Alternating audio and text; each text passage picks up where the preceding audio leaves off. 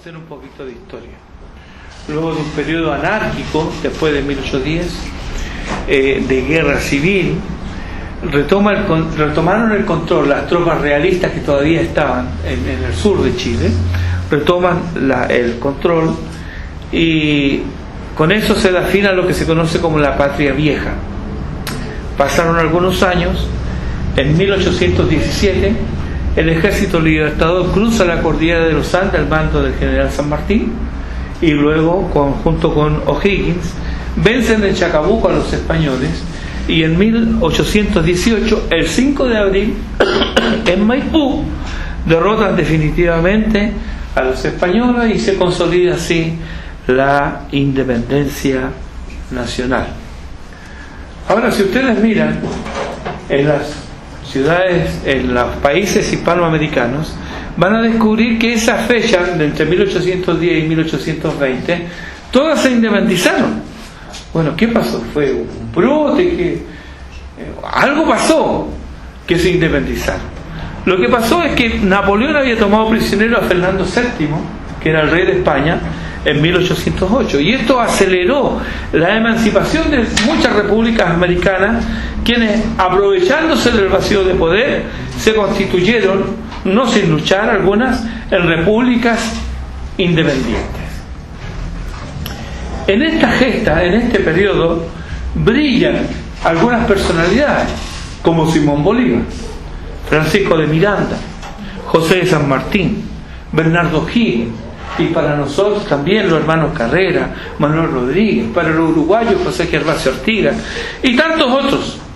Ahora, cabe preguntarse si estos hombres y otros como ellos lucharon por la liberación de los pueblos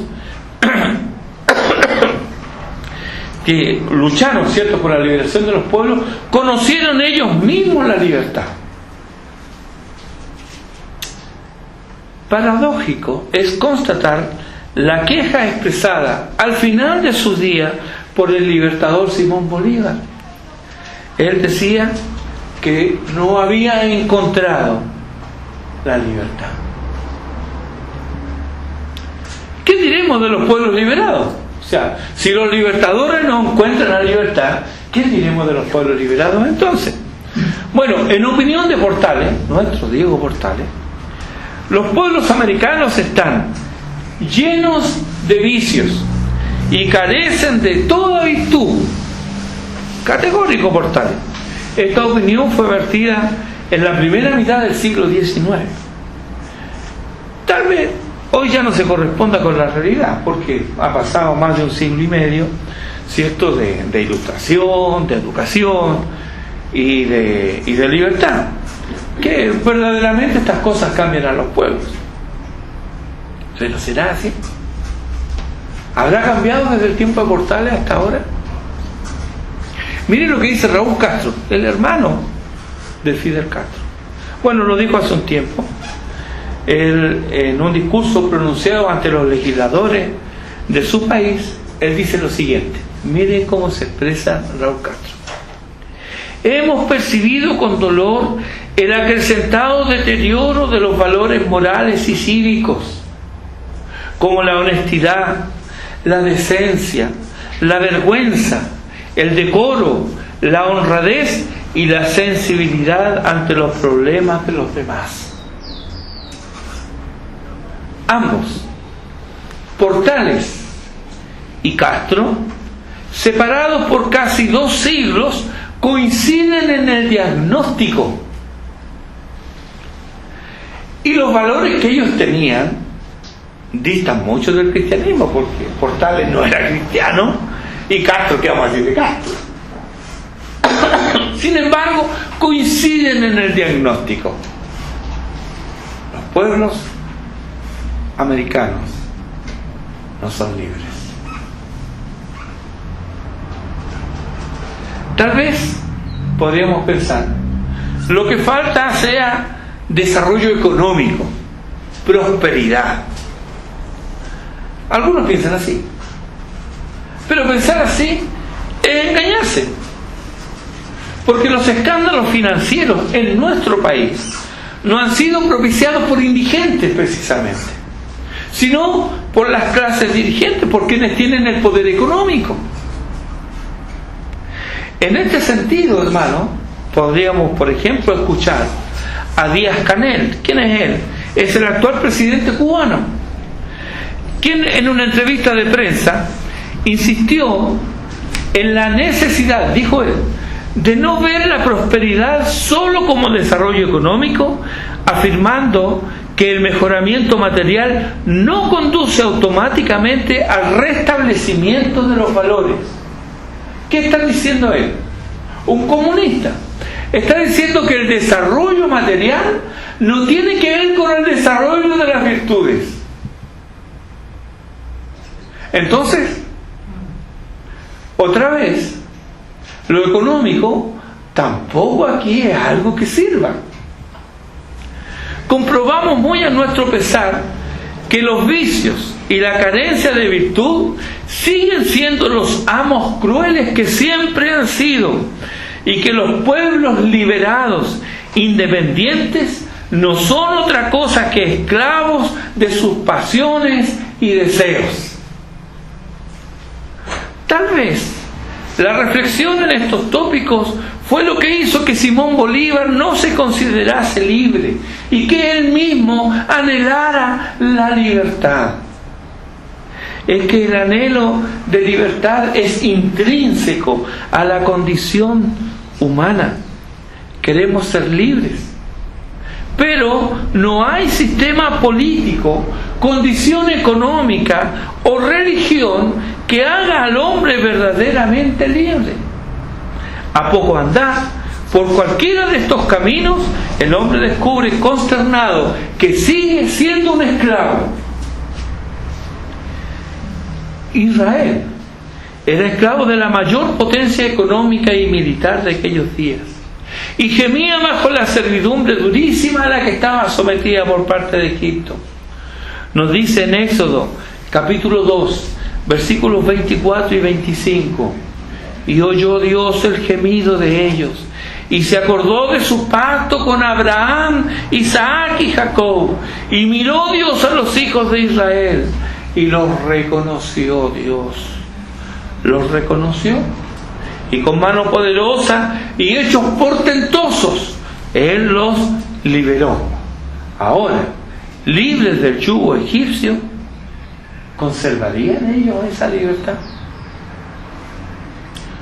Todo pueblo libertado, a fin de afianzar su libertad, se somete a un cuerpo legal. Ahora hay leyes que debe obedecer responsablemente.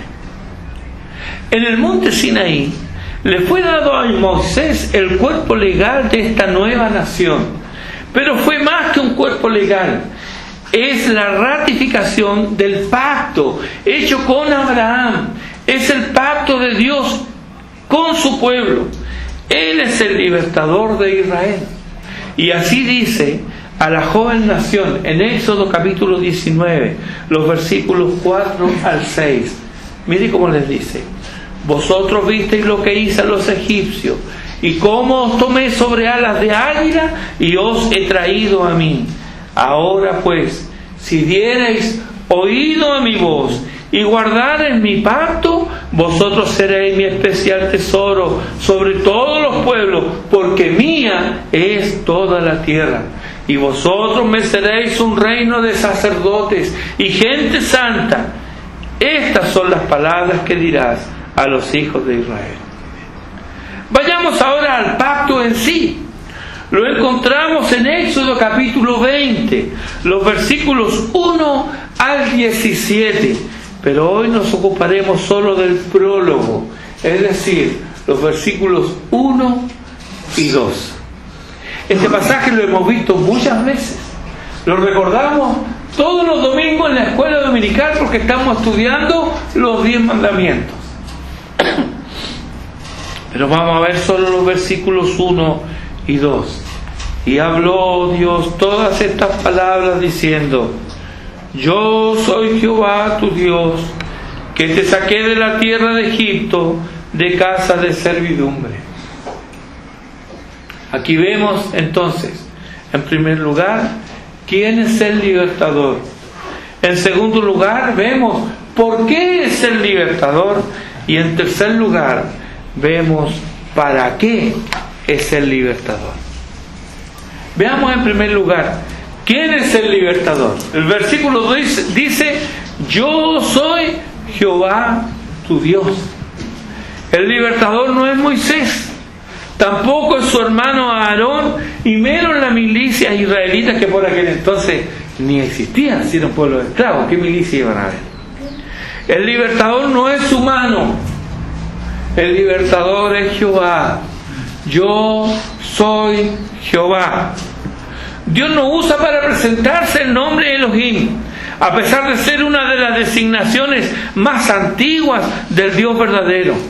Este es el nombre que le identifica más adecuadamente con su creación, lugar en cuyo relato aparece constantemente. Tampoco usa Adonai, que expresa la soberanía de Dios y la dependencia de la creación de su soberanía, de su soberano y Señor.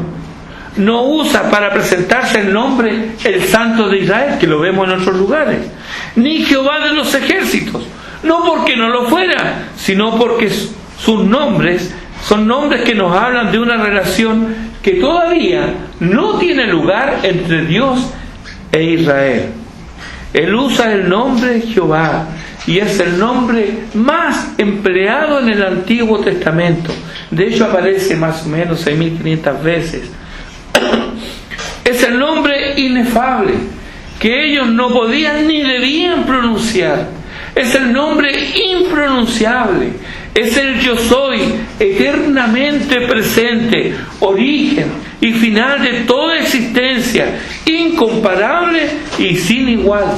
La inmortalidad, la verdad y la fidelidad residen en Él. Este es el nombre que nos revela su esencia divina, y este es el Dios que se relaciona con el hombre y que le quiere dar su propia vida.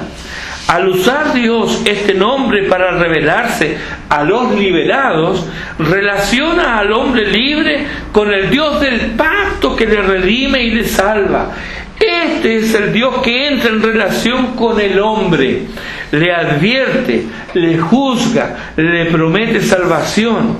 Este nombre también lo encontramos asociados a otras expresiones que, por si tuviéramos poco ya, nos completa el cuadro generosamente. Miren, en Génesis 22 encontramos a Jehová Jireh, Jehová proveerá. En Génesis 15 encontramos Jehová Rafa, Jehová te sana. En Éxodo 17, Jehová Nisi, Jehová es mi bandera, mi estandarte, mi insignia. En Jueces capítulo 6 encontramos Jehová Shalom, Jehová es mi paz. El Salmo 23 nos revela a Jehová Ra, Jehová es mi pastor. Y en Jeremías 23:6 se nos revela como Jehová Sidikenu, Jehová, justicia nuestra. ¿No es esta, hermano, acaso una condescendencia sin límites al responder así a todas las necesidades de nuestro ser? ¿Cuáles son tus necesidades? ¿Qué es lo que te falta? ¿Sustento? ¿Abrigo? Jehová te proveerá. Esa es su tarea y su deleite y su nombre. ¿Temes a la enfermedad? ¿Estás débil y desanimado? Escucha, hermano, Jehová te sana.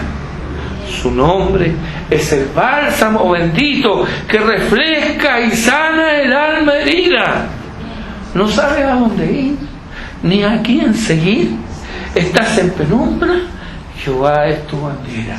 Ponte bajo su estandarte. Él te guiará aún más allá de la muerte.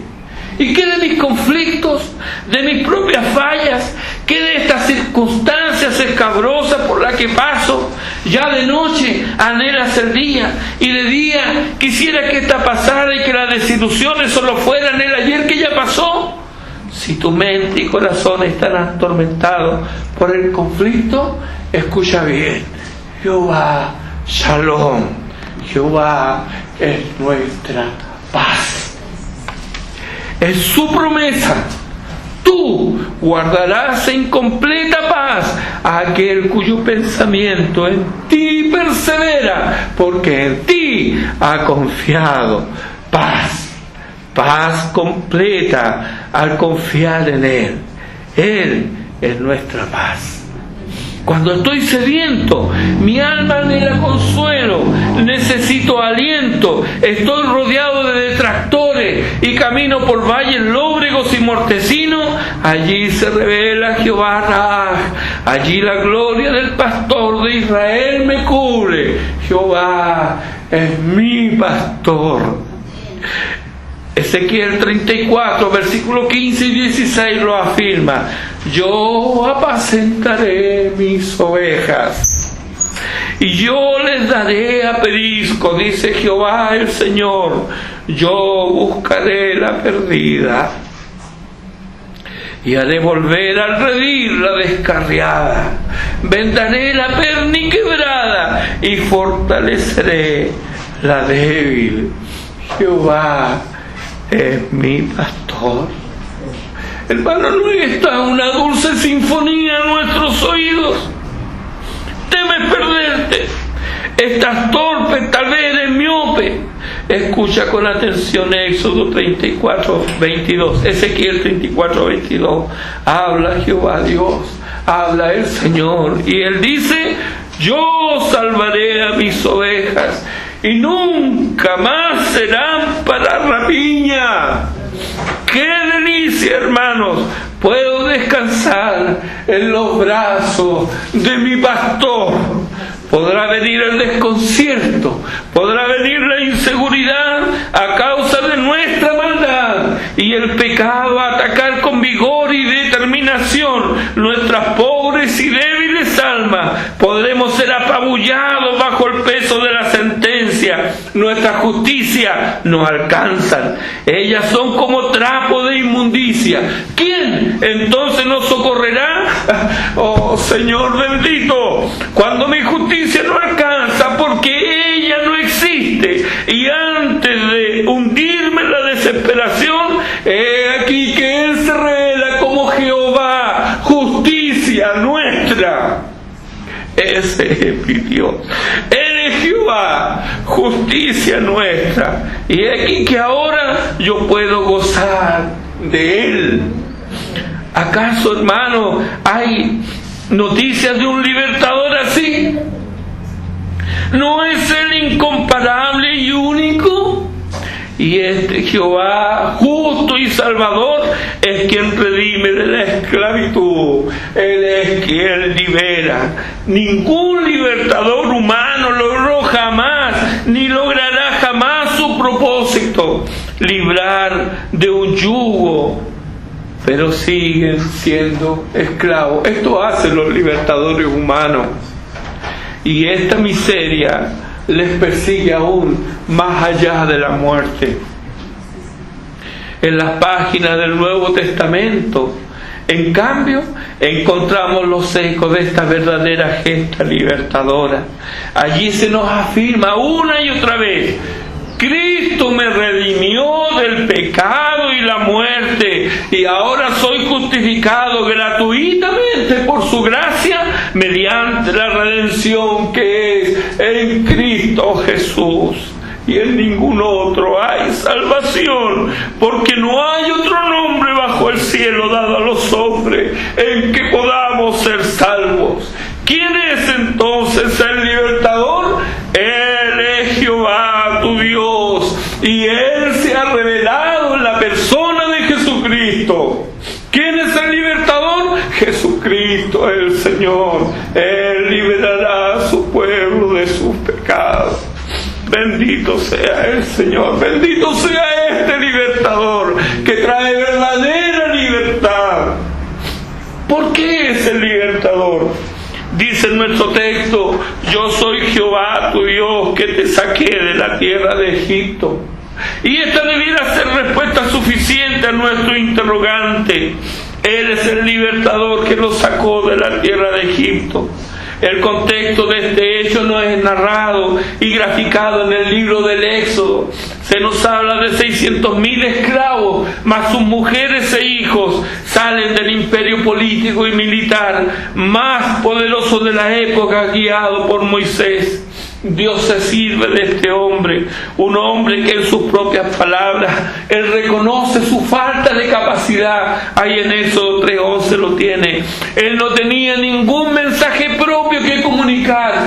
Éxodo 3:13. No tenía ninguna autoridad en sí mismo. Éxodo 4:1. Él carecía de elocuencia. 4:10. Y de inclinación para liderar. Un libertador así, ¿cómo no es elocuente?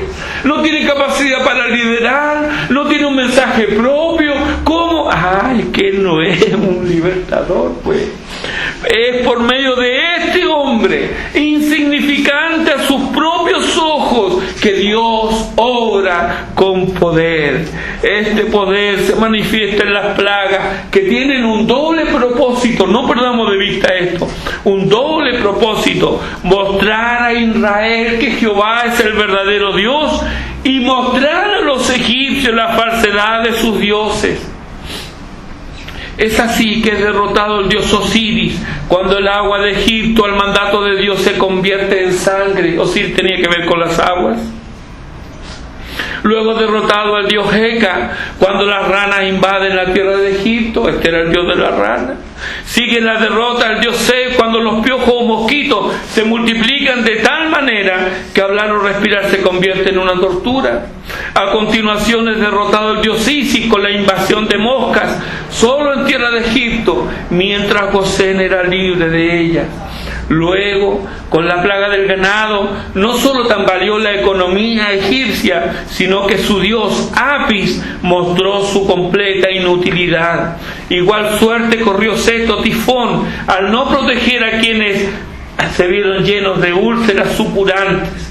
También fue derrotado el dios Shu cuando Jehová hace llover granizo y fuego del cielo, hiriendo a todo ser viviente solo en Egipto, mientras que la tierra de Gosén otra vez fue liberada.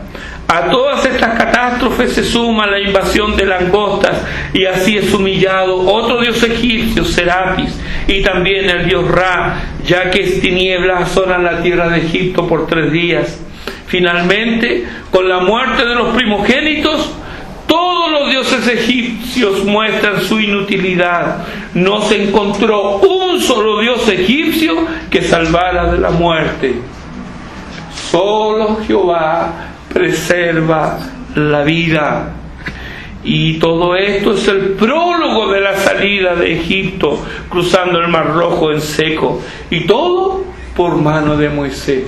Este hombre que no tenía un mensaje propio, que no era elocuente, que no tenía capacidad para liderar, que se consideraba nada a sus propios ojos, por medio de él.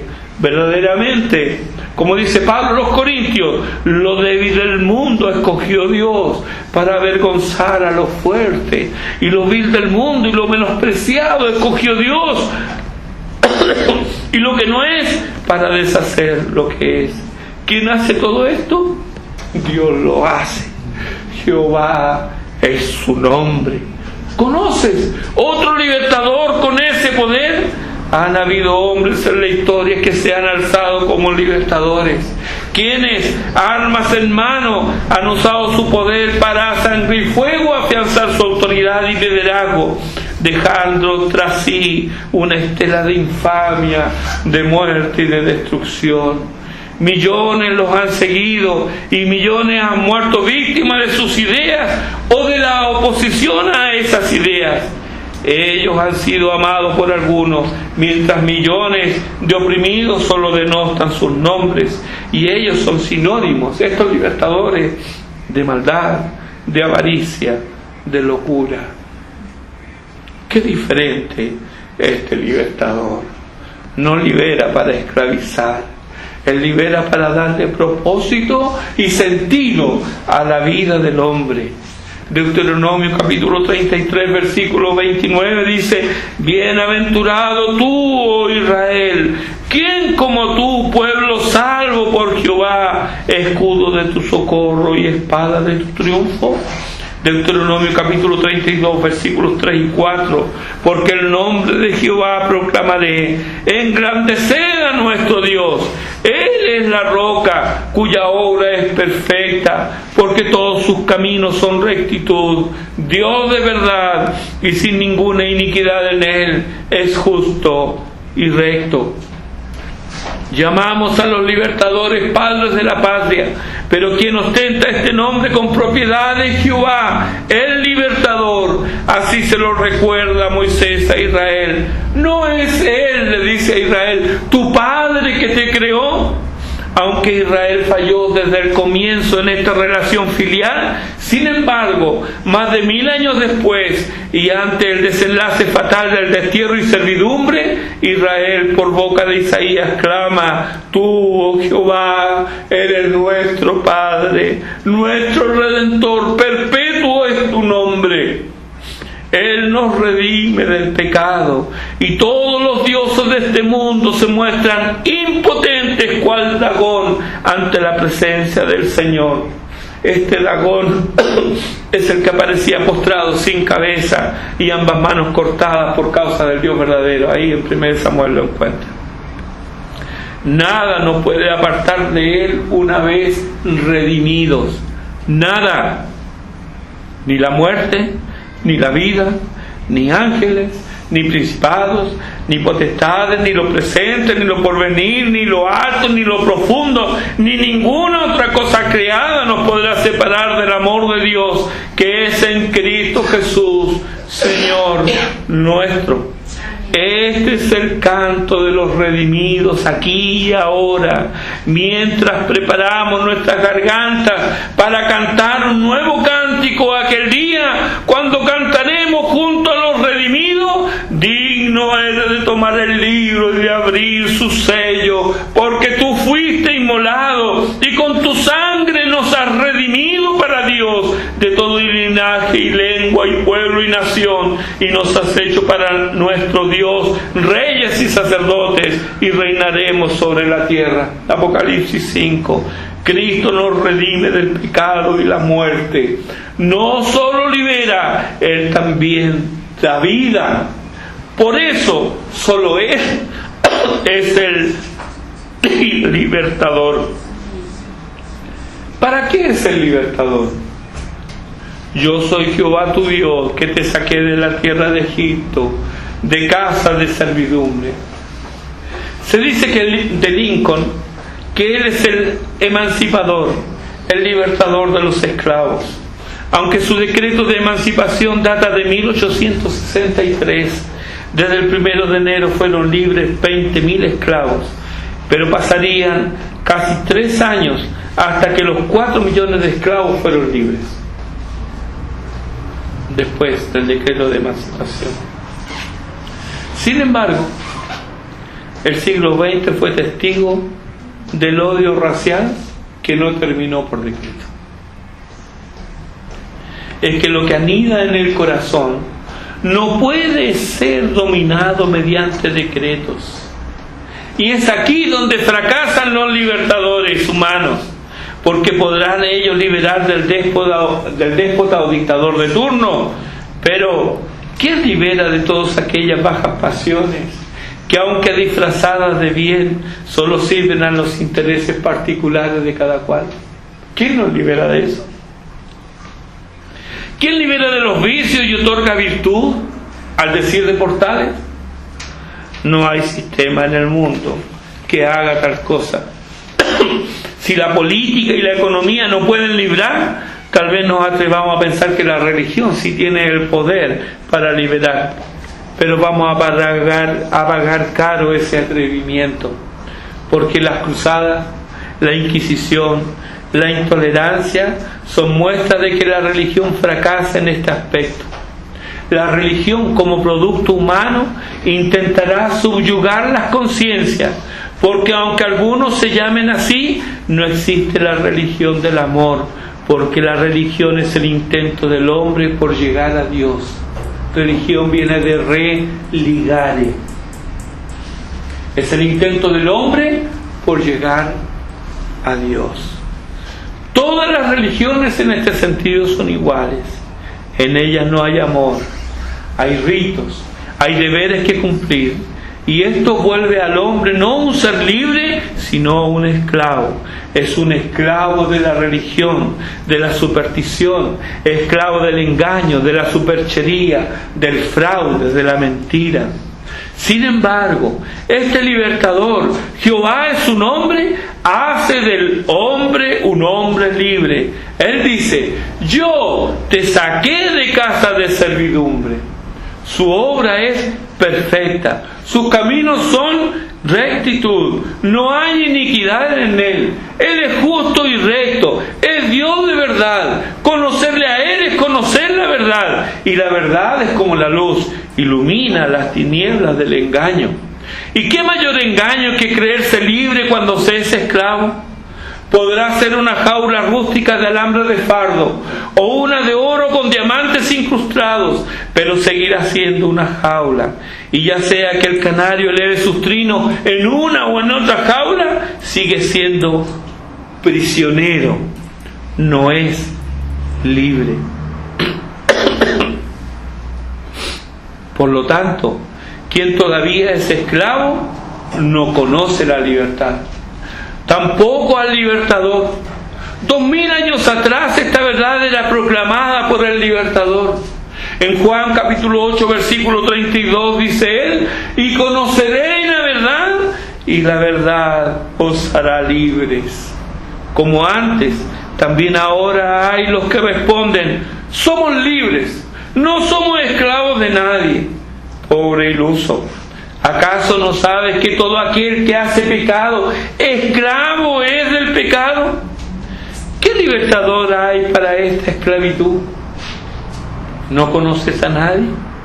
¿Aún domina el pecado en tu vida y eres arrastrado a ese vivir? Peor aún, ¿no te molesta vivir en pecado y te contenta y satisface ser esclavo? Clama a Dios misericordia antes que sea demasiado tarde.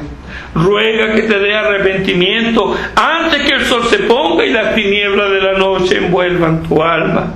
Escucha al libertador en Juan 8:36. Así que, dice él, si el Hijo libertare, seréis verdaderamente libres, ya no más en casa de servidumbre. Esto también lo atestigua Pablo en Romanos capítulo 7, versículos 24 y 25. Miserable de mí, ¿quién me librará de este cuerpo de muerte? ¿Quién, Pablo? ¿Quién te libertará? Él responde: Jesucristo, Señor nuestro. Esa es la respuesta. Y esa respuesta no solo se la da Pablo, sino cada uno de los redimidos, hombres y mujeres, jóvenes y ancianos, y aún niños que han encontrado un libertador en Jesucristo. Puedo hoy testificar de su gracia para conmigo, porque yo estaba perdido y Él me halló. Yo no lo busqué, Él salió a mi encuentro. Yo era esclavo y Él me libertó. Él cambió mis deseos y prioridades. Aborrecí entonces lo que antes amaba y ahora amo lo que antes desprecié. Y a pesar de que Él me sorprendió una noche en un terreno baldío, estaba magullado por los golpes y temeroso por mi vida, pues estaba atado y amordazado. Sin embargo, hermanos, no hay un instante de mi vida que recuerde con más gratitud que cuando sentí su toque liberador. Él me hizo libre. Él me liberó, no solo físicamente, sino que moralmente. Cambió toda mi estructura de pensamiento y cambió mi corazón. Lo hizo sensible a Él y a su palabra. Hoy escucho su voz y mi alma anhela el reencuentro glorioso cuando ya no haya más muerte, ni clamor, ni dolor, ni lágrima, ni enfermedad, ni frustración, ni pesar. Ahora puedo decir con libertad: soy libre para la gloria de Dios. ¿Para qué entonces el libertador? para que tú y yo, para que el hombre pueda no solo glorificar a Dios con su vida, sino para que también pueda disfrutar de Él para siempre. Y ahora te pregunto, ¿qué es tu vida? ¿Eres libre o eres esclavo? ¿Eres un esclavo que anhela la libertad o eres un esclavo que se cree libre? ¿Acaso estás dudando de tu condición? Escucha entonces al libertador. Abre tu Biblia en Juan capítulo 8, versículos 31 al 38. Juan capítulo 8, versículos 31 al 38.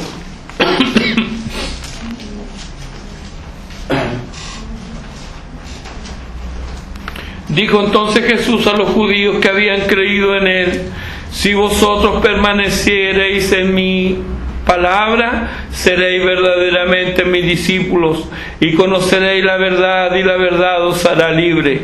Le respondieron: linaje de Abraham somos y jamás hemos sido esclavos de nadie. ¿Cómo dices tú, seréis libres? Jesús le respondió: de cierto os digo, que todo aquel que hace pecado, esclavo es del pecado, y el esclavo no queda en la casa para siempre, el Hijo sí queda para siempre. Así que, si el Hijo os libertare, seréis verdaderamente libres. Sé que sois descendientes de Abraham, pero procuráis matarme, porque mi palabra no haya cabida en vosotros. Yo hablo lo que he visto acerca del Padre, y vosotros hacéis lo que habéis oído acerca de vuestro Padre. Dice que has creído en Él.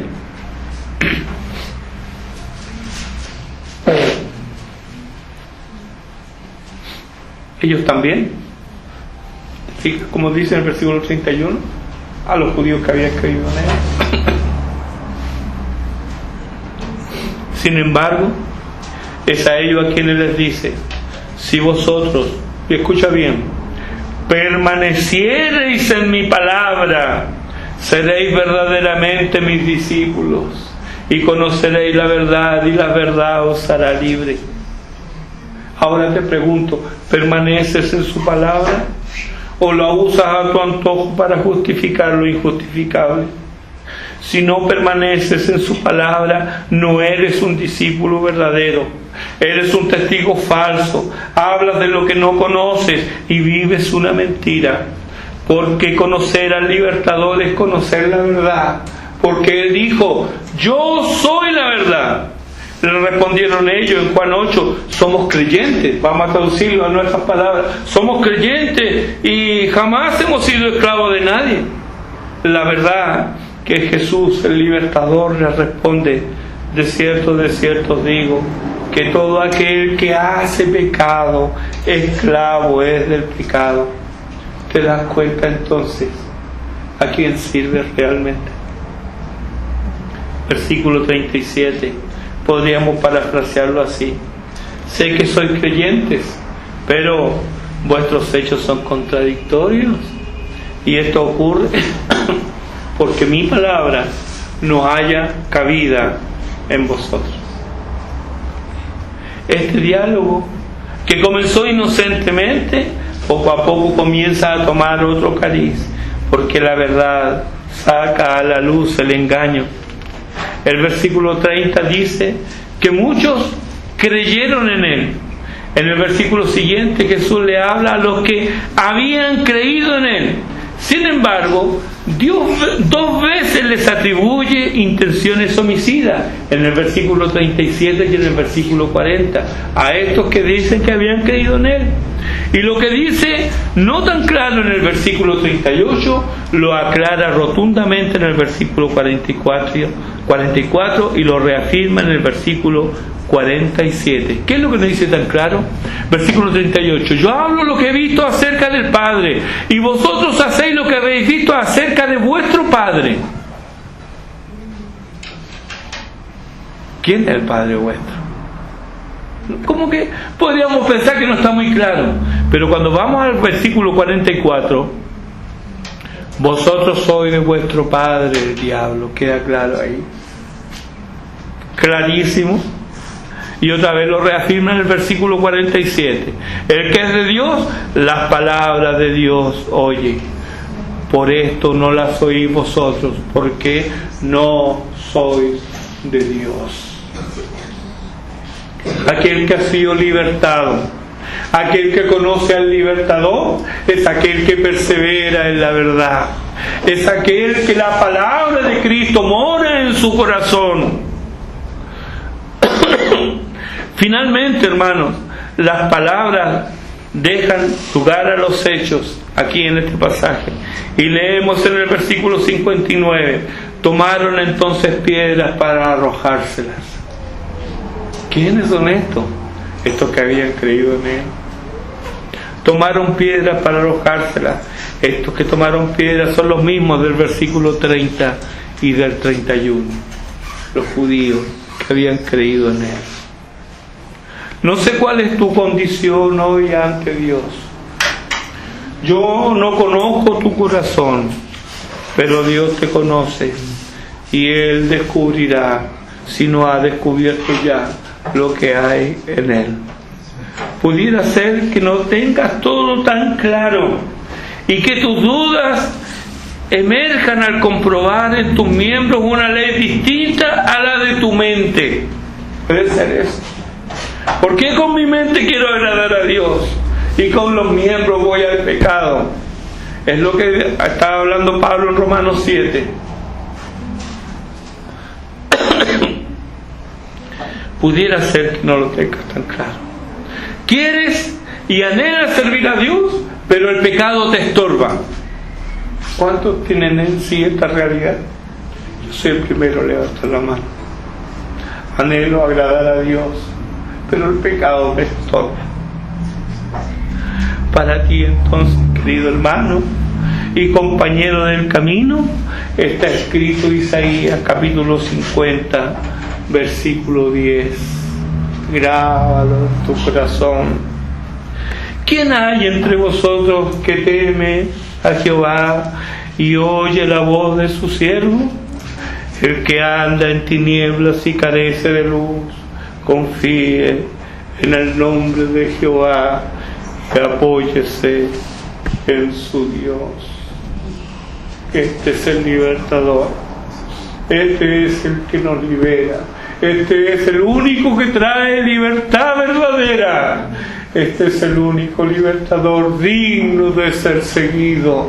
Y Él es poderoso para guardarnos sin mancha, para presentarnos un día ante su presencia, sin mancha, ni arruga, ni cosa semejante. Hermano, yo no puedo explicar eso, no sé cómo lo va a hacer, pero creo que la palabra de Dios no miente. Creo que Dios no miente y Él ha hecho una promesa. La promesa que Él ha hecho es: mis ovejas mías son y nadie las arrebatará de mi mano. Por lo tanto, hermanos, debemos ir a Él, a este libertador, y seguirlo solo a Él. Él es digno de ser seguido. Él es poderoso para guiarnos aún más allá de la muerte. Ese es nuestro Dios. Jehová de los ejércitos es su nombre. Jesucristo, Él es el Señor.